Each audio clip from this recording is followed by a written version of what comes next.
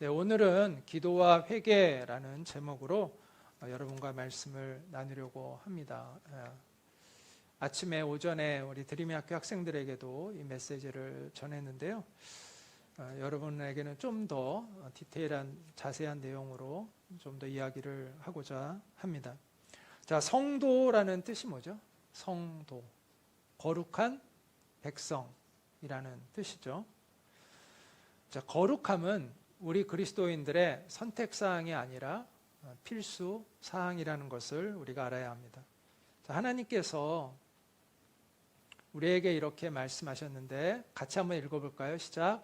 내가 거룩하니 너희도 거룩하라. 레위기에 나오는 말씀이고 또 데살로니가 전서에도 또 나오는 말씀입니다. 내가 거룩하니 너희도 거룩하라라는 것은 우리를 향하신 하나님의 불변하는 요구사항입니다. 하나님께서 우리를 구별하여 택하신 목적도 바로 거룩함이라고 성경은 말씀하고 있습니다. 너희는 나에게 거룩할지어다. 이는 나 여호와가 거룩하고 내가 또 너희를 나의 소유로 삼으려고 너희를 만민 중에서 구별하였습니다. 하나님이 우리를 구별하신 이유가 우리를 거룩하게 하여 하나님의 소유로 삼으시고자 하는 것이다. 하나님의 백성 되게 하시는 것이다 라고 이야기합니다. 또 에베소서 1장 4절에 창세전에 그리스도 안에서 우리를 택하사 우리로 사랑 안에서 그 앞에 거룩하고 흠이 없게 하시려고 이렇게 우리를 택하셨다라고 말씀합니다. 그래서 구약과 신약의 모든 관통하는 것은 하나님은 우리를 거룩하게 만드시기를 원하신다는 거예요. 또한 예수님이 십자가에 달려 죽고 부활하시고 그 다음에 성령님을 우리 가운데 보내주신 목적도 바로 우리로 하여금 죄에게 더 이상 종노릇하는 인생이 아니라 하나님의 뜻에 복종하는 거룩한 인생을 살게 하기 위함이다라고 말씀하고 있습니다. 이제는 너희가 죄로부터 해방되고 하나님께 종이 되어 거룩함에 이르는 열매를 맺었으니, 제가 로마서 강해를 지난 학기 동안 계속해 오면서 로마서는 우리의 죄를 용서해 주시는 은혜일 뿐만 아니라 우리의 죄를 이기게 하시는 은혜이다라고 계속해서 강조했는데 그 말씀이 또 그 말씀이죠. 그리고 또 이렇게 로마서에서 또 이런 말씀이 있습니다. 육신을 따르지 않고 그 영을 따라 행하는 우리에게, 그 영은 누구의 영이에요? 하나님의 영이죠. 그리스도의 영이죠. 우리에게 율법의 요구가 이루어지게 하려 하심이니라. 율법의 요구가 거룩함이잖아요. 그 거룩함을 이루게 하기 위함이라 이렇게 말씀하고 있습니다. 이처럼 우리는 거룩함의 요구를 받고 있는 하나님의 백성들인데 왜 거룩함의 진전을 우리가 잘 이루고 있지 못할까요? 그 이유 중에 가장 중요한 것 중에 하나는 뭐냐면 올바른 기도 생활을 하고 있지 않기 때문입니다. 일단 기도하는 성도가 많지 않습니다. 정기적으로 하나님 앞에 꾸준히 기도하는 사람들이 많지 않습니다. 그리고 기도하는 사람들 중에서도 아주 소수의 사람만이 기도의 목표를 알고 기도합니다. 대부분의 사람들은 기도의 목표가 잘못되어 있는 경우가 많습니다. 기도의 목적이 무엇인지를 알지 못한 채 기도하는 경우들이 많이 있습니다. 그래서 많은 성도들이 어떤 기도를 많이 하냐면 문제 해결 중심의 기도를 합니다. 그리고 또 어떤 경우에 우리는 이런 말을 많이 듣죠. 기도하면 다 이루어진다. 기도를 독려하기 위해서 그런 말을 하죠. 어떤 사람들이 기도하면 다 이루어진다. 근데 여러분, 기도하면 다 이루어집니까? 저는 그 말하는 사람한테 정말 물어보고 싶어요. 기도하면 다 이루어지냐고. 나를 위해서 좀 기도해 달라고 하고 싶어요. 다 이루어질 테니까. 기도하면 다 이루어지나요? 네, 이루어지지 않습니다. 그 기도의 용사, 5만 번의 기도응답을 받았다는 조지 뮬러. 정말 기도하면 조지 뮬러라고 하죠. 이 사람도요, 불치의 병에 걸린 환자를 위해서 자기가 여러 번 기도를 했지만 딱 한 사람 자기가 기도로 치유한 적이 있다라는 이야기를 했습니다. 기도는 문제 해결의 수단이 아닙니다. 기도는 내가 원하는 소원을 이루기 위해서 하는 것이 아닙니다. 기도의 본질은 뭐죠? 하나님과의 사귐입니다. 사귐. 여러분이 누구와 진실한 관계로 사귐을 가질 때 그 사람한테 뭐 뜯어내려고, 여러분이 뭐 원하는 거 얻어내려고 사귀는 거 아니잖아요. 그건 진정한 사귐이 아니죠. 그건 이용이죠. 우리가 진정한 사귐이라는 것은 우정과 우정을 나누고 진실함을 나누고 또 우리의 마음을 나누는 것을 우리는 사귐이라고 하잖아요. 기도는 하나님과의 사귐입니다. 그리고 그 사귐을 통해서 우리 안에 이루어야 할 가장 중요한 목표는 바로 우리 존재의 변화입니다. 그래서 이렇게 이야기할 수 있는데 한번 같이 읽어보도록 하겠습니다. 시작. 기도의 목표는 환경의 변화에 있는 것이 아니라 기도자의 변화에 있다. 자, 기도의 목표는 환경의 변화가 아니라 바로 기도하는 나의 변화에 목표가 있는 것이다 라고 이야기할 수 있습니다. 자, 여러분이 기도를 통해서 이런 변화를 경험하고 있다면, 여러분의 존재의 변화, 삶의 변화를 경험하고 있다면 여러분은 기도를 제대로 하고 있는 것이고요. 여러분이 기도함에도 불구하고 신앙생활을 하고 있음에도 불구하고 내 변화가 없다면 여러분은 지금 신앙생활을 잘못하고 있는 것이고 기도생활을 잘못된 방향으로 하고 있는 것이다 라고 이야기할 수 있습니다. 정말 기도가 무엇인지를 알고 그래서 주님과 정말 깊은 사귐을 갖고 있는 사람은 그 기도가 이루어지든 자기가 한 그 기도가 내가 이제 하나님 앞에 드리는 그런 내 어떤 그 필요들의 기도가 있잖아요. 그것이 이루어지든 안 이루어지든 크게 상관하지 않습니다. 왠지 아세요? 그거보다 훨씬 더 나은 기도의 제목들이 응답되고 있기 때문입니다.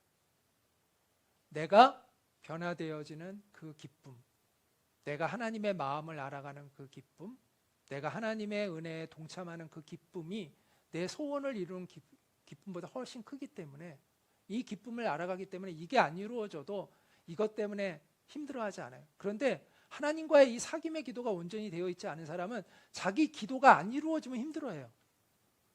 하나님은 정말 계십니까? 뭐 이러고 하나님은 나한테 관심이 없는 것 같아요. 이러고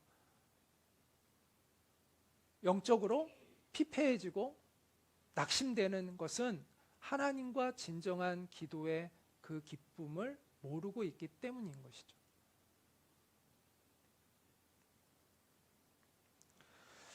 자, 그렇다고 해서 이제 문제 해결의 기도를 드리지 말아라 이렇게 말씀드리는 것은 아닙니다. 저도 제 마음에 근심이 되고 염려가 되는 건 다 기도합니다. 하나님이 기도하지 말라고 하신 게 없어요. 너 이런 건 기도하지 마. 너 이런 것만 기도해. 이런 게 없어요. 그러니까 무엇이든 우리는 하나님께 기도할 자유가 있어요. 단지 우리가 주의해야 될 것은 내 기도가 이루어지느냐 안 이루어지느냐 그것이 중요한 것은 아니라는 거예요. 그것을 좀 차원을 뛰어넘어야 돼요. 기도의 목적이 내가 주님 앞에 무엇이든 아뢰을 수 있지만 그것이 이루어지는 것이 기도의 목적이 아니라는 것을 알고 기도하면 되는 거예요. 그럼 내 기도가 안 이루어졌다고 해서 낙심될 것도 없고 신앙이 흔들리지도 않아요. 전혀 상관이 없어요. 그냥 하나님께 내가 드릴 수 있는 모든 기도를 드리면 되는 것이고 중요한 것은 내 기도의 목적은 내 소원을 이루는 게 아니라 하나님을 알아가고 하나님과 사귀고 하나님께 가까이 가기 위함이고 주님을 닮아가는 것이 우리의 기도의 목적이다라는 것을 알면 됩니다.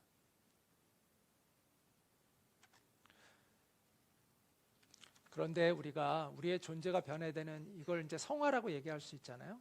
거룩해져 가는 거. 이 기도의 목적에 있어서 우리가 중요한 게 뭐냐면 기도의 내용보다는 기도의 태도입니다. 자, 따라해 볼까요? 내용보다는 태도이다. 자, 우리가 세계 선교를 위해서 기도하는 그 자체로 기도 제목 너무 우아하죠. 하나님의 나라를 위해서 기도하는 그 자체로 멋있죠. 자동으로 우리가 거룩해져 갈까요? 그렇지 않다는 것입니다. 반면에 세상적인 필요, 내 근심, 내 염려 때문에 기도하는 그러한 필요, 내 세속적으로 보이는 기도를 한다고 해서 우리가 세속적이 되는 것일까요? 그렇지도 않습니다. 자, 중요한 것은 뭐냐면 우리가 어떤 기도의 제목을 가지고 기도하느냐가 중요한 게 아니라 우리의 하나님을 향한 마음에 있다라는 것입니다. 한번 이걸 같이 한번 따라 읽겠습니다. 시작. 거룩함의 진전은 기도 제목에 달린 것이 아니라 기도하는 마음가짐과 태도에 달려 있다. 자, 거룩함의 진전은 우리가 얼마나 주님을 사모하는가, 갈망하는가, 주님을 바라보고 있는가, 우리의 마음을 얼마나 하나님께 집중하고 있는가에 달려 있습니다. 자, 그러면 비록 우리가 세속적인 문제 때문에 다 쉽게 얘기해서 먹고 사는 문제로 하나님 앞에 기도한다 하더라도 우리의 마음이 주님을 향한 간절함이 정말 진실되면 우리 안에서 성령님이 우리를 이끌어 가셔서 우리 안에 새로운 깨달음, 또 주님을 향한 바른 마음 갖도록 이끌어 가세요.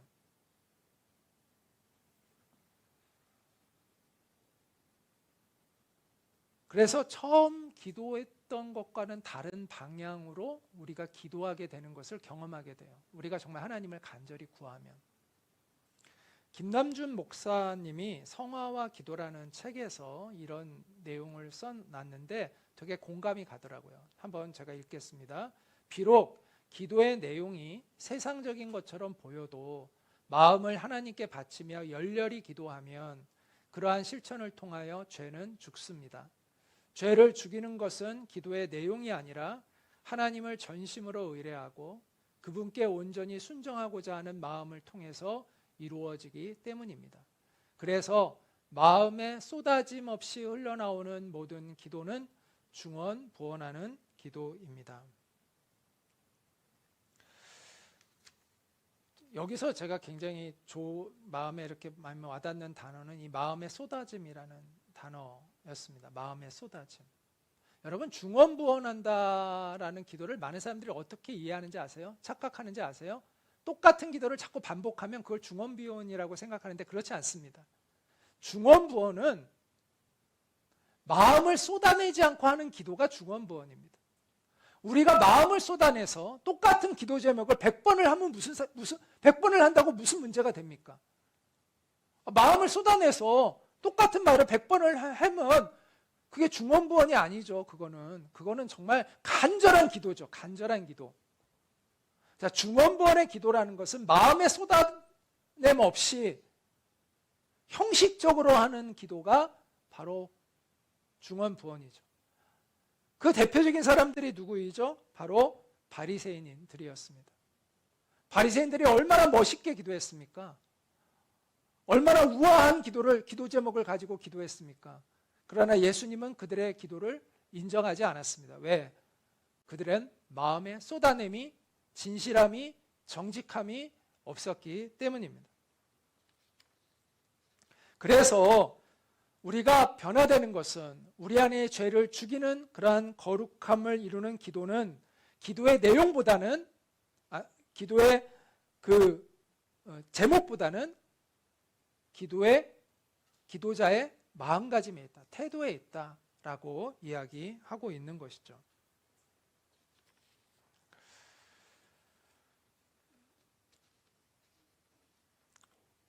하나님 앞에서 그렇다면 여러분의 마음가짐은 무엇입니까? 오늘 우리가 읽었던 본문이 다윗의 기도인데요. 참회의 기도입니다. 다윗의 대표적인 회개의 기도문인데요.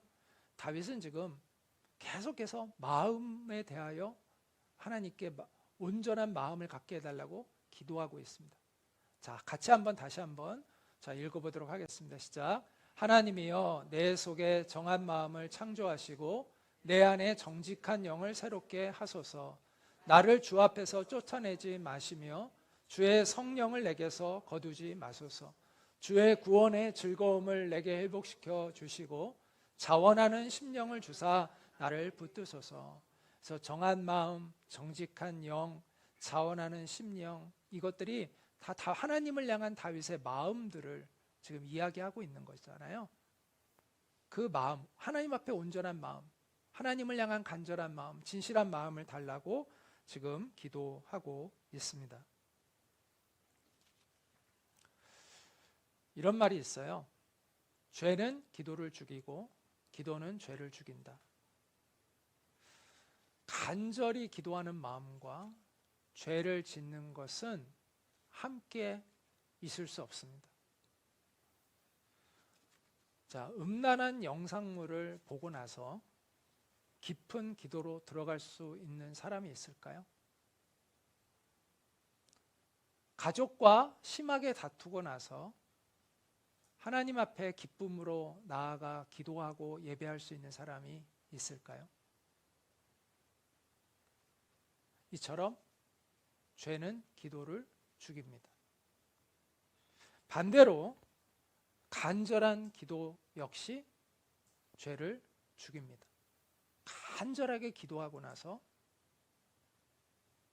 바로 죄를 짓지도 못합니다.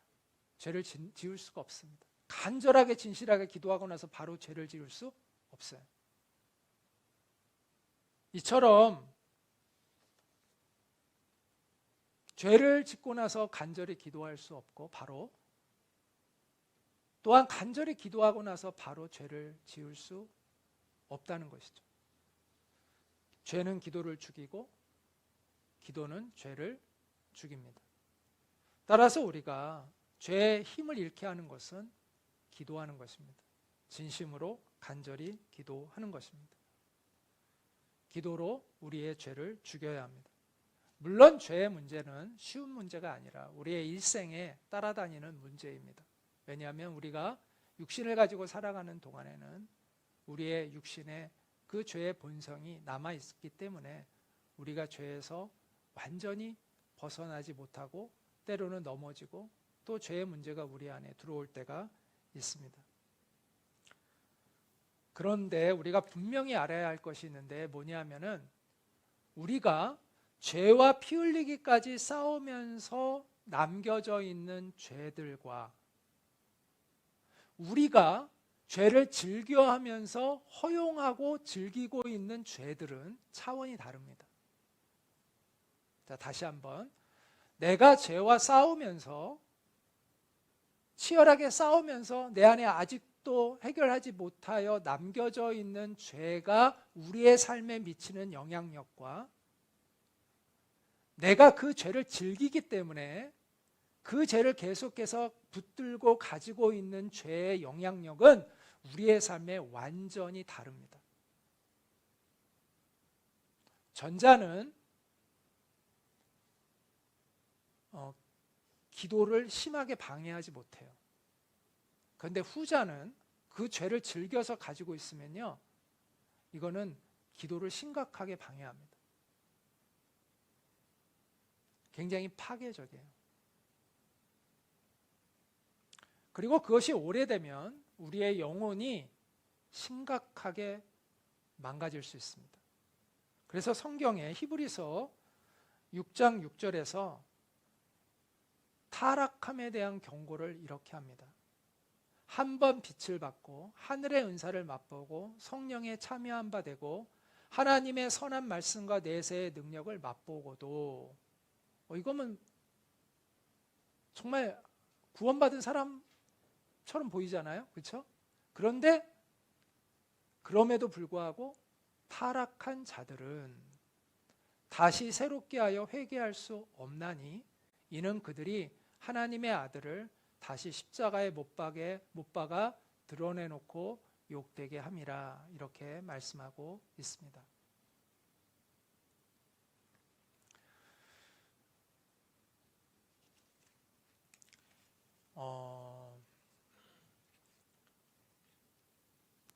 이제 어떤 사람들은 우리가 이제 한번 구원받았으면 무슨 짓을 해도 구원받는다고 착각하는 사람들이 있는데, 이거는요 전제 조건을 무시하고 이야기하는 거예요. 하나님이 우리가 무슨 잘못을 하든 하나님이 우리를 늘 받아주신다는 것은 하나님을 경외하는 최소한의 전제 조건 하에서 이야기하고 있는 거예요. 그런데 그 전제 조건이 버려진 상황에서는 하나님의 약속은 그 사람에게 해당되는 것이 아니에요. 그러니까 우리가 구원받은 백성은 하나님이 끝까지 책임지신다가 맞아요.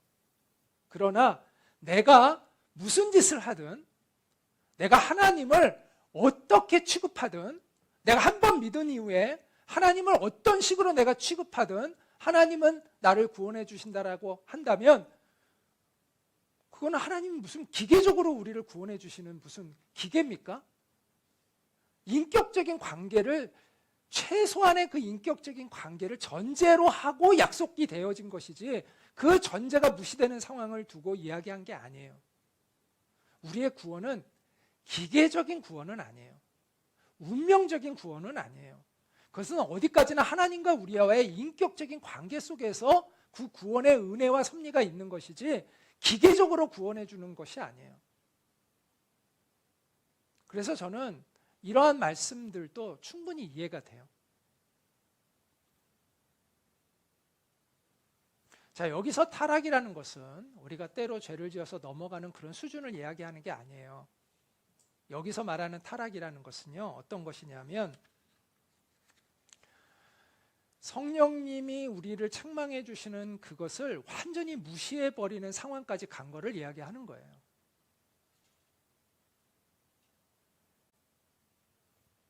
자, 성령님이 우리 안에 계신 가장 분명한 증거는 무엇일까요? 바로 회개하는 마음이 있는 것입니다. 죄를 지었을 때 그것을 애통해야 하는 마음이 있는 것이 성령님이 내 안에 계신 증거입니다. 우리가 예수님을 믿어도 때로는 죄에 넘어질 때가 있죠. 그런데 이전과 분명히 달라진 게 있습니다. 그것은 마음이 아프다는 것입니다. 예전에는 아무렇지도 않게 죄를 져요. 그런데 이제는 마음이 아픕니다. 이게 바로 성령님이 계신 증거입니다. 옛날에는 죄를 져도 죄라고 생각도 안 해요. 별로 가슴도 안 아파요. 누굴 미워해도 뭐 잠도 잘 자요. 오히려 누구를 막 욕해야 잠이 잘 온다는 사람도 있어요. 그러니까 이게 거의 이제 마비되어 있는 거죠. 이제 죄에 아주 익숙해 있는 거예요. 근데 성령님이 오시면 그럴 수가 없잖아요. 아, 잠을 잘 못 자죠. 미워하면 이러면 안 되는데. 그래서 죄인 줄 알면서 죄를 짓게 되니까요. 마음이 얼마나 힘들겠어요. 힘들어야 되는 거예요. 죄를 지면 마음이. 그게 바로 우리 안에 일하고 계시는 성령님의 역사입니다. 우리는 성령님이 비추어 주시는 그 은혜의 빛을 따라 나아가야 합니다. 기도의 자리로 그 빛을 따라 나아가야 합니다. 그리고 우리는 그 앞에서, 주님 앞에서 회개의 기도를 올려 드려야 합니다. 그럴 때 우리가 점점 그 죄로부터 벗어나는 것을 경험하게 되는 것이죠. 자, 어떤 사람들은 이런 생각을 해요. 나도 벼룩이 낯짝이 있지. 내가 하나님 앞에 회개했는데 또다시 이렇게 죄를 졌는데 내가 무슨 낯짝으로 또 하나님 앞에 용서를 구할 수 있냐. 이게 아직 자기 주제 파악이 안 돼 있는 것입니다. 교만한 거예요. 그렇기 때문에 나를 위해서 예수님이 필요한 것이고 예수님이 죽으신 것이죠. 진실한 회개는요, 그 죄를 다시 안 져야만 진실한 회개가 되는 것은 아닙니다. 만약 그렇게 되면 굉장히 심각한 문제가 발생하는데, 그러면 우리가 다시 죄를 짓게 되면 예전에 그 모든 건 다 거짓이 되는 거잖아요. 근데 그런가요? 그렇지 않아요. 제 경험상 저는 그렇지 않더라고요. 분명히 진심으로 했어요. 분명히 진심으로 했는데 시간이 가면서 또 죄를 짓더라고요. 그럼 옛날에 그건 거짓이었을까요? 아니에요. 우리는 이 진실한 회개를 반복해야 돼요. 그래서 회개는 두 가지 차원이 있다는 걸 이해해야 되는데, 첫째는 거듭남의 회개예요. 이거는 처음에 내가 내 마음대로 살다가 이제는 주님의 뜻대로 살아야지라고 돌이키는 이 회개를 중생, 거듭남의 회개라고 얘기해요. 이게 처음의 회개죠. 그런데 그 이후에 내가 잘못을 깨달을 때마다, 성령의 조명 속에서 내가 잘못을 깨달을 때마다 반복적으로 회개하는 것을 우리는 성화의 회개, 거룩함의 회개라고 이야기할 수가 있습니다. 이 성화의 회개를 통해서 우리 안에 감추어져 있던 은밀한 습관적인 죄들이 끊어져 가는 거예요.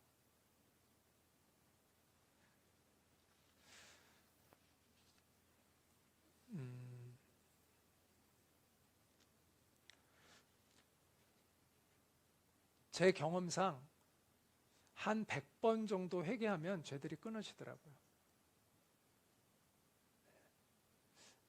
100번 정도 여러분 회개하면 끊어집니다. 나중에는요, 죄가 아주 몸서리치게 싫어집니다. 한 100번 정도 하잖아요. 그럼 정말 내가 왜 이러나 이러면서 정말 몸서리치게 싫어져요. 몸서리치게 죄가 싫어지잖아요. 죄가 끊어집니다. 남 욕하고 그러는 거 몸서리치게 싫어지잖아요. 그럼 이제 안 하게 됩니다. 이상한 데 가는 거 몸서리치게 자꾸 싫어지잖아요. 그럼 이제 안 가게 됩니다. 그래서 우리가 정말 간절한 마음으로 회개를 반복해야 그 죄에서 벗어나는 거예요.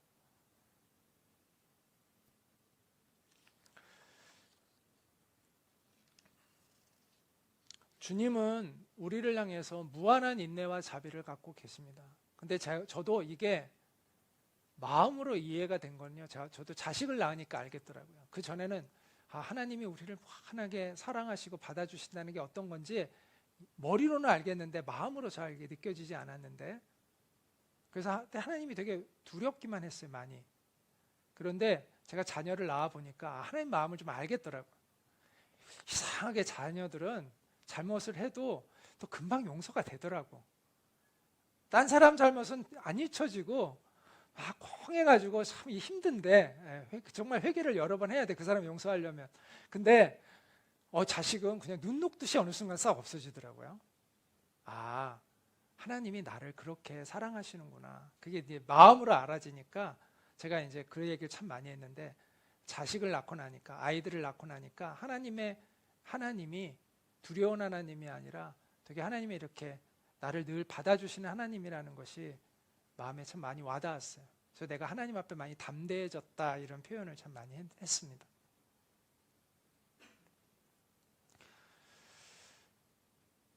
하나님이 나를 얼마든지 용서해 주실 수 있다라는 것이 느껴졌기 때문이죠. 그리고 이제 좀 더 철이 드니까 그런 마음이 생기더라고요. 아, 내가 주님께 기쁨이 되는 존재가 됐으면 좋겠다. 철 들면 이제 좀 부모님한테도 좀 잘해드려야지, 이런 마음이 들듯이 조금 영적으로 철이 드니까 내가 주님께 기쁨이 되는 존재가 됐으면 좋겠다, 이런 마음이 많아지더라고요.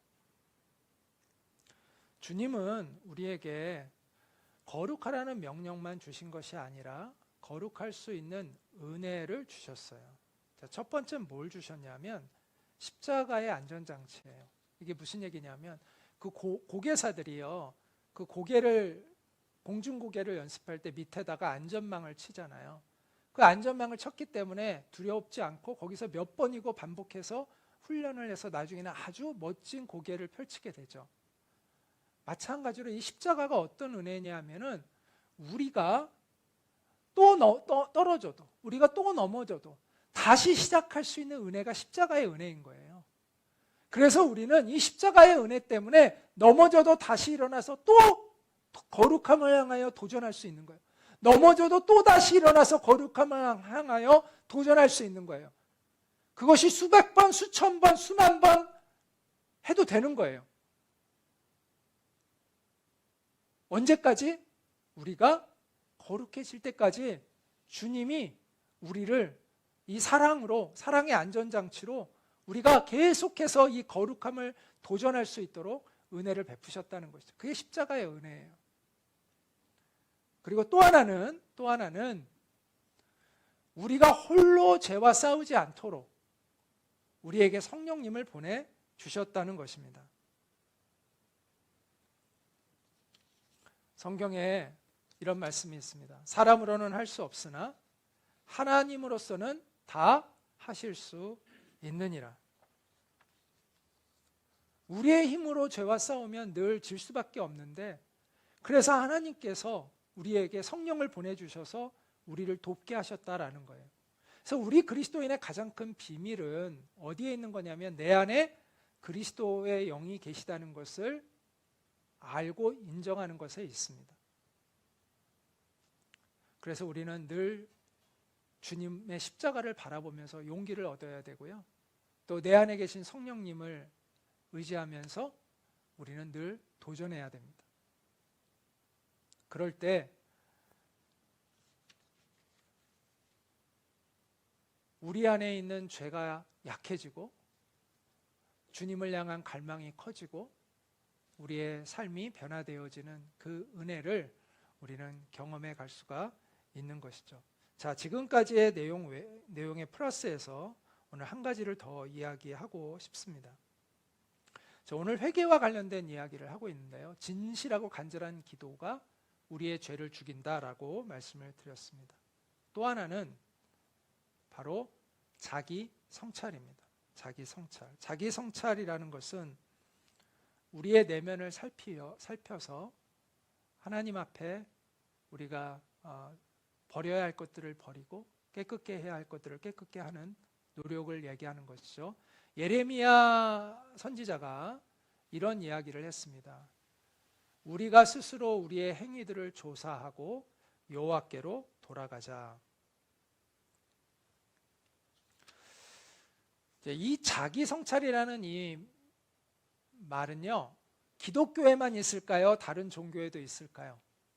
다른 종교에도 있습니다. 자, 그러면 기독교의 자기 성찰과 다른 종교에서의 자기 성찰은 어떤 차이가 있을까요? 자, 기독교의 자기 성찰은 굉장히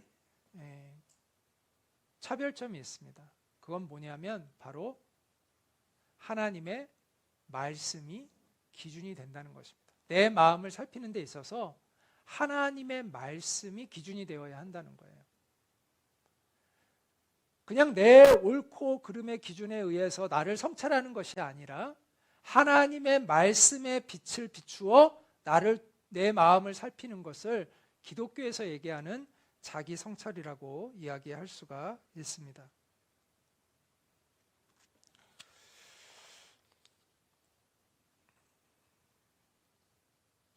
그래서 다윗이 이제 이런 기도를 합니다. 하나님, 나를 살피사 내 마음을 아시며 나를 시험하사 내 뜻을 아옵소서. 내게 무슨 악한 행위가 있나 보시고 나를 영원한 길로 인도하소서. 이처럼 다윗은 자기의 내면이 하나님의 기준에 합한지에 대하여 늘 살피기를 원하고 있다고 이렇게 기도를 하고 있는 것이죠. 그래서 우리의 성찰의 기준은 하나님의 말씀이다라고 이야기할 수가 있습니다. 그래서 우리가 말씀 묵상을 하는 이유입니다. 우리가 기도할 때, 우리의 마음을 살필 때 그 기준을 하나님의 말씀에 두고 해야 하는 것이죠. 그래서 우리가 말씀 묵상을 꾸준히 해야 되고, 그 말씀에 비추어 우리가 내 내면을 살피고 하나님 앞에 기도하는 훈련이 필요합니다.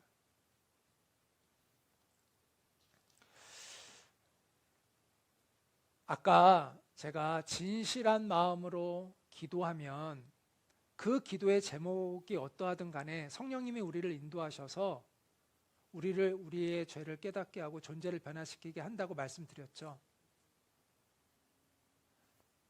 자, 그런데 기도의 목표를 정확히 몰라도 간절한 마음으로 주님을 갈급해야 하는 사람도 성령님께서 이렇게 이끌어 주신다면, 자, 기도의 목적을 바로 알고 내 마음을 살피는 기도를 처음부터 힘써 한다면 우리는 더 빨리 성장해 갈 수가 있겠죠.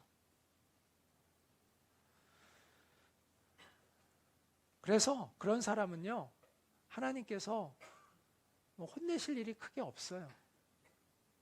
우리가 그 애들도 보면요, 막 이렇게 조금만 얘기하면 쉽게 알아듣는 애들은 큰 소리로 혼내지 않잖아요. 예. 그냥 몇 마디 해주면, 얘는 몇 마디 해주면 딱 알아채고 탁 바뀌어. 그러면 크게 혼내지 않잖아요. 근데 그렇지 않으면 자꾸 큰 소리가 나오잖아요. 물론 하나님이 우리와 같은 건 아니지만 또 비슷한 맥락이 있어요. 예. 하나님의 말귀를 잘 알아듣고, 하나님 정말 내가 잘못하는 게 있으면 저를 고쳐주세요. 늘 이렇게 기도하는 사람이 있으면 하나님이 그래 이거 이렇게 좀 해봐 이렇게 쉽게 알려주시고, 그러니까 순탄하잖아요. 근데 그렇지 않으면 말귀를 못 알아들으면 경고도 크게 줘야 돼요. 그래야 이게 말귀가 알아듣기 때문에, 얘는 웬만큼 얘기해갖고는 말귀를 못 알아들어. 그러면 크게 얘기를 할 수밖에 없는 거죠. 그래서 우리가 우리의 마음을 살피는 기도를 할 때 이게 신앙이 이렇게 좀 더 순조롭게 우리가 성장해 갈 수가 있습니다. 자, 한번 같이 읽어볼까요? 시작. 내가 거룩하니 너희도 거룩하라. 내가 온전하니 너희도 온전하라. 이것은 시대를 초월한 하나님의 명령입니다. 구약의 시대, 신약의 시대 다르지 않아요. 구약의 시대나 신약의 시대나 내가 거룩하니 너희는 거룩하라. 내가 온전하니 너희도 온전하라. 이것이 주님의 명령입니다. 참된 기도를 통해서 거룩해지고 온전해져가는 여러분 되시기를 축복합니다. 간절한 진실한 기도를 통해서 성령님의 도우심 가운데, 그리고 또 자아 성찰의 기도를 통해서 거룩해져 가고 온전해져 가는, 그래서 죄에서 이기는 삶을 살아가는 우리 모든 드림이교회 성도님들 되시기를 축복합니다. 우리 잠깐 기도하도록 하겠습니다. 주님, 정말 우리가 주님을 갈망하게 하여 주시기를 원합니다. 주님을 향하는 우리의 마음이 될 수 있게 주님이 도와주십시오. 그리고 주님의 말씀을 기준으로 우리의 마음을 살필 수 있게 도와주시고, 우리 가운데 그 굽어진 마음이 있다면 그것들을 알게 하셔서 그 굽어짐이 바르게 펴질 수 있게 도와주시고, 주님이 기뻐하는 그러한 존재로 변화되어져 가는 우리가 되기를 원하고 소망합니다. 그래서 하나님의 기쁨이 되고 하나님이 원하시는 열매를 우리의 삶에 풍성히 맺어갈 수 있는 복된 인생이 되기를 원합니다. 그럴 수 있도록 주님 도와달라고 우리 잠시 기도하도록 하겠습니다. 기도하겠습니다.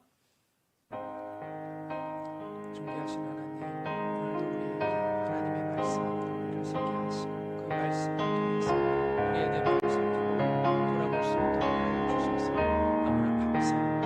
하나님, 우리가 주님을 닮아가는 하나님의 거룩한 백성이 되기를 원하고 소망합니다. 진실한 기도 속에서 성령님의 도우심이 있는 그 기도 속에서 우리의 존재가 변화되어지고 풍성한 열매를 맺어갈 수 있는 우리가 되어질 수 있도록 주님이 도와주시옵소서.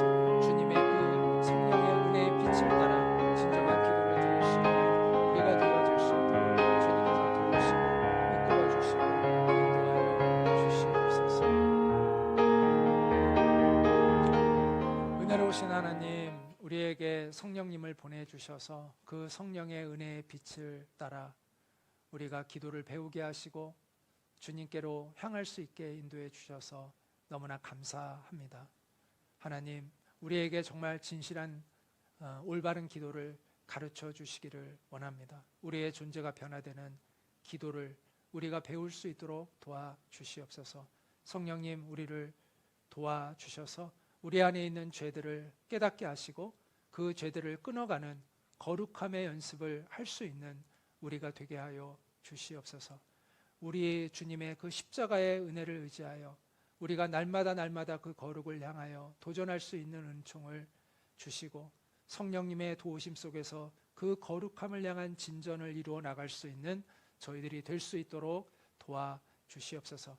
그래서 우리의 인생에 하나님을 영화롭게 하는 그 복된 은혜가 있게 하시고 또 주님이 맺게 하시는 아름다운 삶의 열매들을 맺어가며 복음의 증인답게 주님의 거룩한 백성답게 이 세상 한가운데에서 우리가 주님의 복음을 증거하는 삶을 살아갈 수 있는 저희들 모두가 될 수 있도록 은혜를 베풀어 주시옵소서.